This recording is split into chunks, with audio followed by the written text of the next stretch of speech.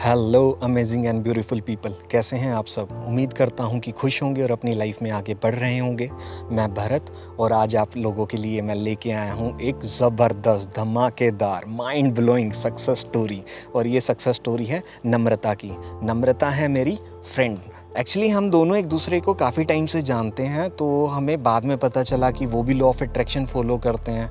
तो हमने डिस्कस की, अपनी मैनिफेस्टेशंस डिस्कस की। देन उन्होंने जो बताया कि उन्होंने अपनी लाइफ में क्या क्या चीज़ें मैनिफेस्ट की हैं, तो आई वॉज शॉक्ड एंड मैं बहुत एक्साइटेड भी था और मैं बहुत ज़्यादा हैप्पी था कि यार यूनिवर्स कितने मैजिकल वे में काम करता है। फिर मैंने नम्रता को कहा कि प्लीज़ आप ना अपना वॉइस नोट मुझे रिकॉर्ड करके भेजें, मैं अपने यूट्यूब चैनल पे डालना चाहता हूँ। बिकॉज़ मेरे बहुत प्यारे सब्सक्राइबर हैं जो लॉ ऑफ अट्रैक्शन के फॉलोअर्स हैं, और आपकी स्टोरी सुनने के बाद उनका बिलीव सिस्टम है ना बहुत ज़्यादा हाई हो जाएगा।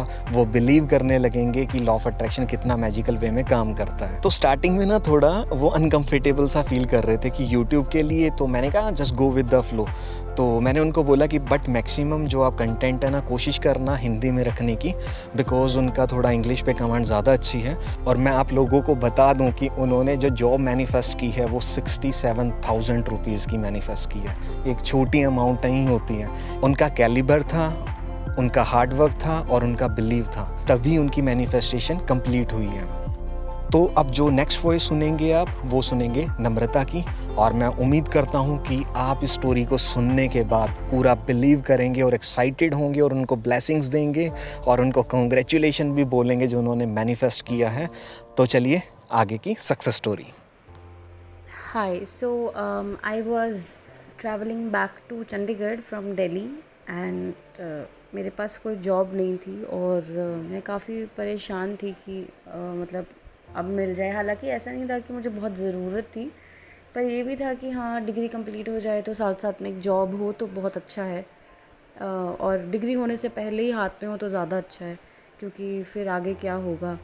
और ऐसे ही चलता रहा। मैं एक दो इंटरव्यू देने के लिए दिल्ली गई। वहाँ इंटरव्यू जो दिया वो काफ़ी अच्छी जॉब के लिए था। समवॉट 67,000 रुपीज़ मुझे उसमें सैलरी मिलती, और मैं बहुत ही ज़्यादा एक्साइटेड उस जॉब के लिए। और मैं गई हूँ वहाँ और फिर इंटरव्यू दिया। 3-4 दिन लगे और लास्ट में पता चलता है कि मैं एलिजिबल ही नहीं हूँ।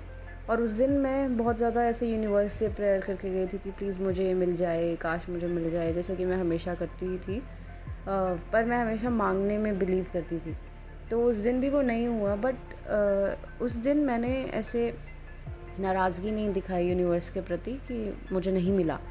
बस मैंने ऐसे बोला कि जो मेरे लिए है वो मुझे मिल जाए। एंड ये नहीं मिला, मे बी शायद ये मेरे लिए होगा ही नहीं। एंड वैसे भी जेन्युइन सी बात है, मैं एलिजिबल ही नहीं हूँ, तो कोई बात नहीं। अब मैं वापस आके एक लेटर लिखती हूँ यूनिवर्स को, जिसमें कि मैं अपनी रिक्वायरमेंट्स लिख देती हूँ। मैं थोड़ी सी इमोशनल भी हूँ कि हाँ मुझे ये नहीं मिला, ऐसा नहीं हुआ, वैसा नहीं हुआ, बट स्टिल आई आस्क कि जो भी अच्छा है मेरे लिए वो मुझे मिल जाए।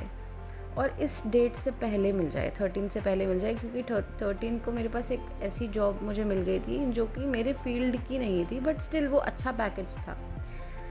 अदरवाइज़ मुझे वो ज्वाइन करना पड़ता बाय हुक और बाय क्रुक।